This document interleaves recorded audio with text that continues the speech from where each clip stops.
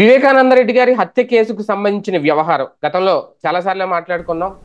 జగన్మోహన్ రెడ్డి గారు అధికారంలో ఉన్నప్పుడు సునీత రేజ్ చేసిన అంశం కానీ పదే పదే విచారణ పేరుతో అధికారులను మార్చడం కానీ మళ్ళీ ఇప్పుడు కొత్త టర్న్ తీసుకోబోతోందా వివేకానంద రెడ్డి గారి హత్య కేసు అంశం? సాధారణంగా సునీత మళ్ళీ తాజాగా గతంలో వంగలపూడి అనితను కలిశారు హోంమంత్రి, తాజాగా చంద్రబాబు నాయుడు గారిని కలిశారు. పిఏ కృష్ణారెడ్డి ఎవరైతే ఉన్నారో ఆయన ఇచ్చిన ఫిర్యాదుకు సంబంధించి అందులో నిజానిజాలను వెలికి తీసే ప్రయత్నంలో సిఐడి విచారణ జరిపించాలి అంటూ ఆమె కోరారని, దానికి సానుకూలంగా స్పందించారు చంద్రబాబు నాయుడు గారు అనేది. ఏం జరగబోతోంది ఈ కేసులో? మళ్ళీ ఎవరు టార్గెట్ కాబోతున్నారు? జగన్మోహన్ రెడ్డి గారి మెడకు, అంటే అప్పుడు అధికారంలో ఉన్నారు కాబట్టి ఓకే, అది అవినాష్ రెడ్డి వరకు వెళ్ళి ఆగింది అనేది, కానీ ఇప్పుడు జగన్ మెడకు చుట్టుకోబోతుందా ఈ కేసు అనే సందేహాలు కూడా వెలుగులోకి వస్తున్నాయి. ఇదే అంశం మీద చర్చించే ప్రయత్నం చేద్దాం. సరే, ఒక రకంగా వివేకానంద రెడ్డి గారి హత్య కేసు, హత్య జరిగిందే గతంలో టీడీపీ హయాంలో, తర్వాత 5 ఏళ్ల పాటు వైసీపీ పరిపాలించింది, మళ్ళీ ఇప్పుడు తెలుగుదేశం పార్టీ అధికారంలోకి వచ్చింది.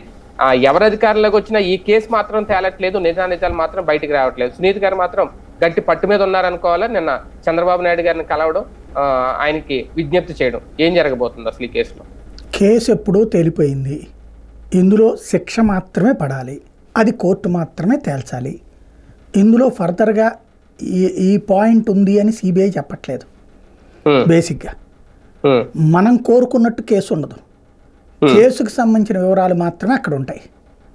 ఫర్ ఎగ్జాంపుల్, మీరు అమ్మాయి గతంలో కాంగ్రెస్ హయాంలో కదా జరిగింది, ఇబ్రహీంపట్నం దగ్గర అమ్మాయి చనిపోయినది, ఇది తెనాల అమ్మాయి చచ్చిపోవడం, తర్వాత ఆయేషా మీరా హత్య.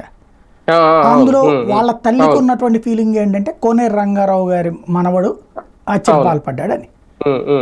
అన్ని రకాల దర్యాప్తులు చేశారు, అతన్ని కూడా లై డిటెక్టర్ టెస్టులు అన్నీ చేశారు, కానీ అందులో ఏం తేలలేదు. అతను అక్కడ ఉన్నట్టు తేలలేదు, ఏమీ తేలలేదు.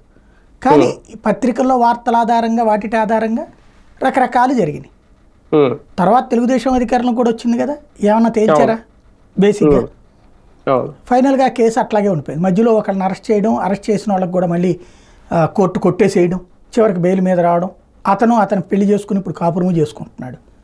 ఫైనల్గా ఏం జరిగింది వ్యవస్థలో అంటే, మనం కోరుకున్నట్టు కేసు లేదు అక్కడ. కేసు ఉన్నటువంటి దానికి అనుగుణంగా కథ నడిచింది ఇక్కడ. ఇదైనా అంతే. వివేకానంద రెడ్డి గారి హత్య కేసులో జరిగేది ఏంటి? ఎవరు మర్డర్ చేశారో వాళ్ళందరూ తేలిపోయారు. సిబిఐ వాళ్ళందరినీ అరెస్ట్ చేసింది, జైల్లో పెట్టింది. ఇప్పుడు దానికి ఇంటెన్షన్ అంటే దాని వెనకాలన్న లబ్ధిదారు జగన్మోహన్ రెడ్డి అనేది నిరూపించాలని అది సిబిఐ రామ్ సింగ్ ప్రయత్నించాడు, కానీ ఆ మధ్యలో ఆగిపోయింది. సుప్రీంకోర్టు జోక్యం చేసుకుంది. ఇందులో గుర్తుపెట్టుకోవాలి, సుప్రీంకోర్టు జోక్యం చేసుకుని ఆ ఆలోచన విధానాన్ని తప్పుపట్టింది, అతన్నే తీపించేసింది, వేరే వాళ్ళ చేత విచారించమంది. విచారించి ఫైనల్గా ఏం చేశారు? అంతవరకే తేల్చారు. ఏది? అవినాష్ రెడ్డిని అందులో కుట్రదారుగా పెట్టల, అవినాష్ రెడ్డి సాక్ష్యాల తారుమారు చేసిన వాడిగా పెట్టారు. భాస్కర్ రెడ్డిని సాక్ష్యాలు తారుమారు చేసిన వాళ్ళుగా పెట్టారు. వాళ్ళిద్దరూ ఆ చివరిలో అక్కడికి వెళ్ళారు, సాక్ష్యాలు తారుమారు చేశారని పెట్టారు, కానీ కుట్రదారులుగా పెట్టల. ఇక్కడ కోరుకుంటున్నది ఏంటి? జగన్మోహన్ రెడ్డి కుట్ర చేశాడు, అవినాష్ రెడ్డి, భాస్కర్ రెడ్డి కుట్రలో పాత్రదారులను పెట్టాలని. అది వాళ్ళని జగన్ కాపాడారనా? అంటే జగన్ కుట్ర, వాళ్ళిద్దరు ఫస్ట్ ఏమో జగనే కుట్ర చేశాడని, తర్వాత ఏమో అవినాష్ రెడ్డి చేసిన కుట్రని జగన్ కాపాడాడని. ఇక్కడే పరస్పర భిన్నం ఉంది కదా. జగన్ ఎందుకు చేయాలి మర్డరు అన్నటువంటి పాయింట్ వచ్చినప్పుడు ఏమని కారణం చెప్పారు? జగన్కి ఏది వైఎస్ఆర్ కాంగ్రెస్ పార్టీని తీసేసుకోవడానికి వివేకానంద రెడ్డి ప్రయత్నించాడు, జగన్ని తీసేయడానికి ప్రయత్నించాడు, షర్మిలను తీసుకురావడానికి ప్రయత్నించాడు, తను పార్టీ అధ్యక్షుడు అవడానికి ప్రయత్నించాడని. అది బోట్లతో ప్రకాశం బ్యారేజీని గుద్దేసి 1,00,000 మందిని చంపేద్దాం అనుకున్న కేసు లాంటిది.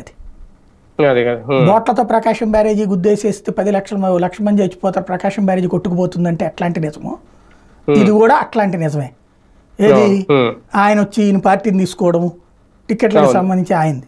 ప్రాక్టికల్గా దాంట్లో ఒక ఆస్పెక్ట్లో ముందు నుంచి ఉంటే కరెక్ట్గా ఉండేది.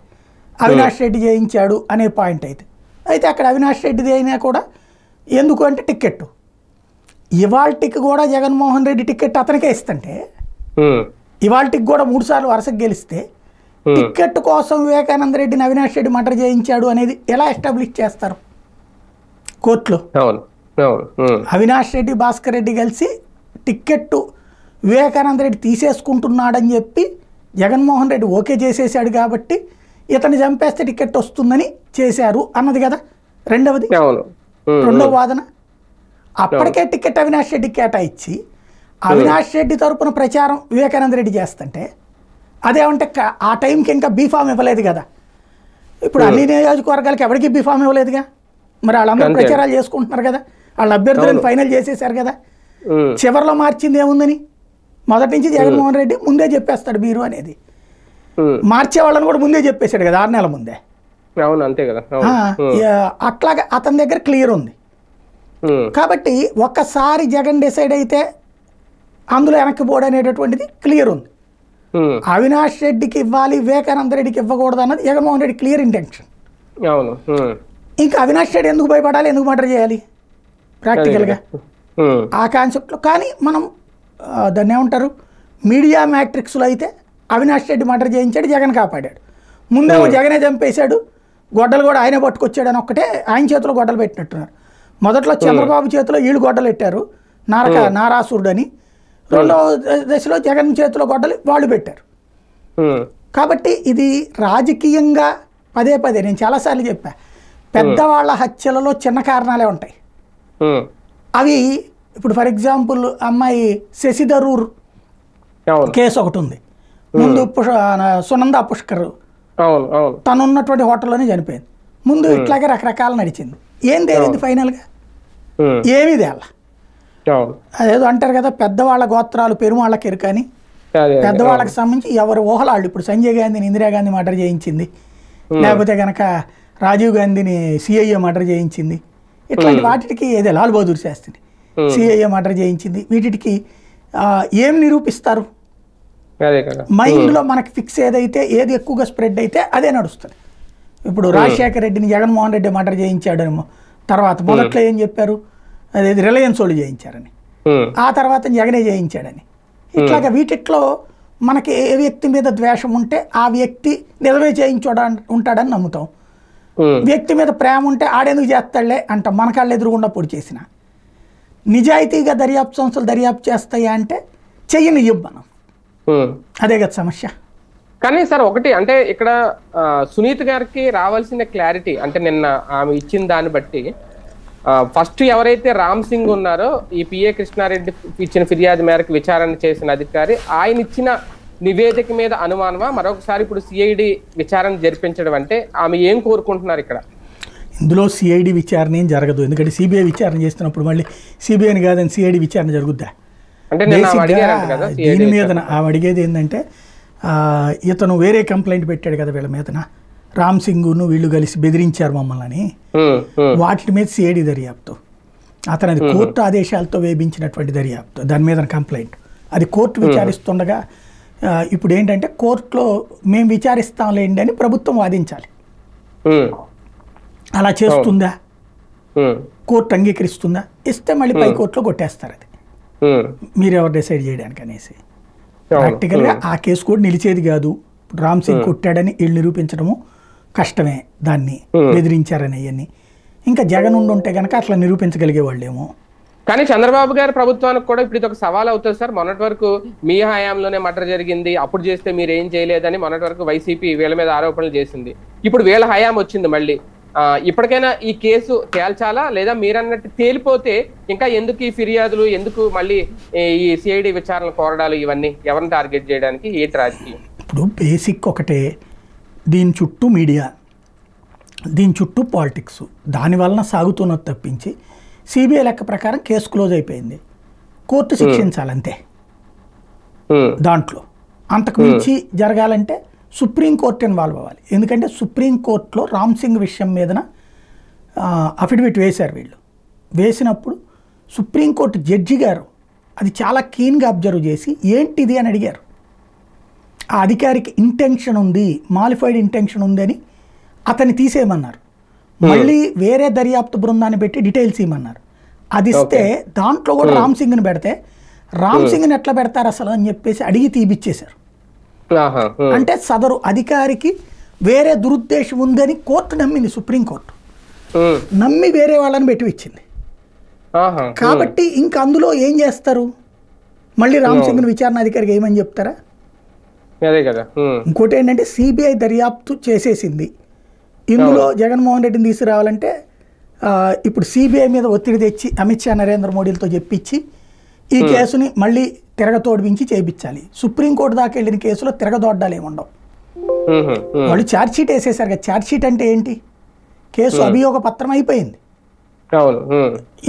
ఇంకా దాంట్లో ఉండేదల్లా ఏంటంటే అడిషనల్ ఛార్జ్షీట్ వేయాలి, అంటే మళ్ళీ అదనపు ఇన్వెస్టిగేషన్ ఏదన్నా చెయ్యాలి.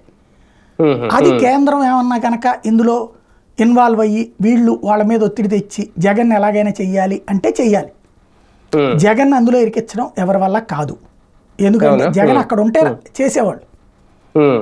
జగన్ అక్కడ ఉన్నట్టేమి అక్కడ లేడు కదా. ఆ రోజున తర్వాత కదా వచ్చింది అతను సాయంత్రం. అంటే ఆ రోజు ఉదయం ఫోన్ కాన్వర్జేషన్ జరిగింది లోటస్ పాండ్ లో కూర్చొని మాట్లాడుకుంటారు, బోర్డు మాట్లాడుకుంటారు. దాంట్లో ఎన్ని టీవీలు పేపర్లు వచ్చినాయి. కానీ పాయింట్ ఏంటంటే జగన్కి మర్డర్ చేశారని ఇన్ఫర్మేషన్ ఇచ్చారా లేదా, ముందు చెప్పారా వెనక్కి చెప్పారా, ఇవన్నీ కోర్టుకి ఏంటి సంబంధం? కావాల్సింది కోర్టుకి మర్డర్ చేసింది ఎవరు, ఎందుకు. అందులో కనుక సిబిఐ జగనే చేయించుంటే జగన్ అనే చెప్పేది కదా బేసిక్గా. ఆ రోజు సుప్రీంకోర్టు ఇన్వాల్వ్ అయ్యాక సిబిఐకి భయం ఎందుకు? రెండోది అప్పటికే తెలుగుదేశంతో వీళ్ళు కలిసిపోయి ఉన్నారు కదా బీజేపీ వాళ్ళు. ఇంకేంటి ప్రాబ్లం? జనసేన కూడా అక్కడ వ్యతిరేకిస్తూనే ఉంది కదా. జగన్ కాపాడుకోవాల్సినటువంటి పని బీజేపీకి అయితే లేదు కదా. అక్కడ కోర్టు ద్వారానే నడిచింది కథ అంతా కూడా. కాబట్టి ఇంకా కొత్తగా చేయగలిగితే వీళ్ళు మళ్ళీ తిరగతోడం అని చెప్పేసి రివ్యూ పిటిషన్ వేయాలి. మొదటి నుంచి చేయమని చెప్పాలి. దస్తగిరిది ఆల్రెడీ అప్రూవర్ గా మారాడు కాబట్టి కాదు. దీనికి ఇంకా ఏముండదు. జగన్ పాత్ర ఏంటో తేల్చమని చెప్పి వెళ్ళాలి. ఇప్పుడు సిబిఐకి నోటీస్ ఇవ్వాలి. సిబిఐ అప్పుడు అవును ఇంకా దీని వెనకాల ఎవరో ఉన్నారని మేము భావిస్తున్నామని సిబిఐ అఫిడవిట్ వేయాలి. అది మేము ఫర్దర్ ఇన్వెస్టిగేషన్ చేస్తామని చెప్పాలి. అది ఏమన్నా జరుగుద్ది అని చూడాలి. అంటే ఇప్పుడు దస్తగిరి ఎర్రగంగిరెడ్డి దగ్గర మొదలై ఇది భాస్కర్ రెడ్డి అవినాష్ రెడ్డి దగ్గర ఆగిపోయింది. అంతే. ఇంకా పైకి వెళ్ళాలంటే ఇంకా పైన ఉన్నది జగన్ ఒకటేనా, మధ్యలో ఇంకెవరైనా ఉన్నారా? డౌట్ అదేనా? ఇంకేం లేదు. జగన్ అందులోకి లాగాలన్నది అది కోర్టు ద్వారా సాధ్యం, కానీ విడిగా సిఐడి ద్వారానో ఇంకొకరి ద్వారానో సాధ్యం కాదు. అది ఒక రకంగా తేల్చేస్తారా సార్ తెలుగుదేశం పార్టీ హయాంలో? ఇప్పుడు కోర్టు తీర్పు ఇవ్వడం తప్పించి తేల్చేదే ఉంటుంది అందులో. అంటే ఇక్కడ సిఐడి విచారణకి కోసమే ఈమె అక్కడికి వెళ్ళారు అనేది కదా. సిఐడి ఏం చేస్తాను, వివేకానంద రెడ్డి మర్డర్ చేసింది సిబిఐ దర్యాప్తు చేస్తే ఇది ఎట్లా ఉంటదంటే పోలీస్ కమిషనర్ చేసిన ఇన్వెస్టిగేషన్ కానిస్టేబుల్తో చేయించినట్టు ఉంటుంది. అవునా? అంతే కదా. కమిషనర్ స్థాయిలో ఇన్వెస్టిగేషన్ చేశాక మళ్ళీ కానిస్టేబుల్తో ఇన్వెస్టిగేషన్ చేస్తానంటే ఎట్లాగా? దాన్ని ఎలా సాధ్యం అవుతుంది? అది ఎందుకు అడిగారు అలాగా? ఈమె అడిగిన పర్పస్ వేరు. వీళ్ళ ముగ్గురు మీద అతను కేసు పెట్టాడు కదా, వాళ్ళ పిఏ కృష్ణారెడ్డి. అందులో వీళ్ళు మాలిఫైడ్ ఇంటెన్షన్తో నన్ను హింసించి చెప్పమన్నారు అన్నది. దాని మీదన సిఐడి దర్యాప్తు చేపిస్తే కొట్టేపించుకోవాలి. ఆ కేసు నడుస్తుంది, కోర్టు అనుమతించింది, స్టేట్మెంట్ తీసుకుంది. దాని మీదన కేంద్ర ప్రభుత్వం తరపున సిబిఐ దర్యాప్తు చేసిందంటే మళ్ళీ దెబ్బ, లేదా కోర్టు దర్యాప్తు చేసిందంటే దెబ్బ. వీళ్ళందరూ విచారణకు హాజరు కావాలి అక్కడ. కాబట్టి అలా కాకుండా అది సిఐడి ఇన్వెస్టిగేషన్ అనుకోండి, ఇతను పెట్టిన కంప్లైంటే తప్పు అని చెప్పి కొట్టేపించాలని. అది మామూలుగా యాజ్ పర్ నామ్స్ కూడా కోర్టు ఏం విచారించదు కదా. కోర్టు రాష్ట్ర ప్రభుత్వాన్ని ఆదేశించేటట్టు చూడమని చెప్పడం అందులో ఉద్దేశం. అంటే జగన్ మెడకి కేసు చుట్టుకునే అవకాశం ఎంతవరకు ఉంది? వాళ్ళు బయటపడ్డానికి, అది ఇంకా అందులో జగన్ కాదు పాయింట్. వాళ్ళు బయటపడ్డానికి అప్పుడు అందులో సిఐడితో రాయించవచ్చు. పిఏ కృష్ణారెడ్డితో జగన్ చెప్పాడు, అందుకని జగన్ చెప్పిన మేరకే పిఏ కృష్ణారెడ్డి ఇట్లా కేసు పెట్టాడని ఆయన చెప్పించుకోవచ్చు. కానీ దాని మీద జగన్ మీద కేసు పెట్టడానికి ఏముండదు అక్కడ. రైట్. మొత్తానికి మళ్ళీ సునీత బయటికి రావడం, చంద్రబాబు గారితో మాట్లాడడం, సిఐడి విచారణకు కోరడం, ఒక రకంగా మళ్ళీ కేసు టర్న్ ఏమన్నా తీసుకోబోతుందా, జగన్మోహన్ రెడ్డి గారికి మెడకు చుట్టుకుంటుందా, లేదంటే ఇరిక్కించే ప్రయత్నం ఏమైనా జరుగుతుందా? మొత్తం మీద ఏదో జరగబోతుంది. ఏం జరుగుతుందో చూద్దాం.